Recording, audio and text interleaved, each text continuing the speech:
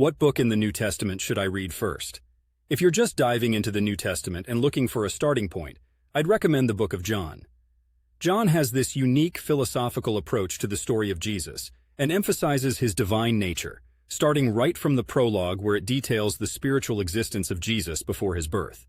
It's a part of the four Gospels, but it takes a deeper dive into theology and sets up a strong foundation for understanding the rest of the New Testament.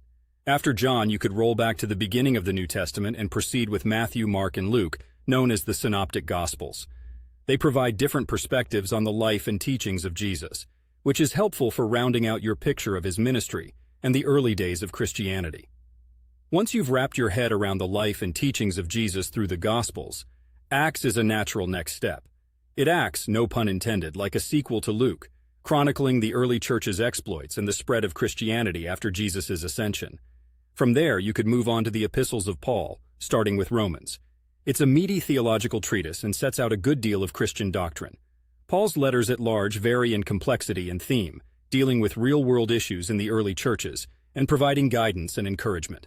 The order after that can be flexible, but you might want to tackle the general epistles next, including James, Peter, John's letters, and Jude. These books address a broader Christian audience and are fairly practical in their advice. Finally, Revelation. It's a book that's both fascinating and challenging, a cryptic piece of biblical literature that's often interpreted in diverse ways.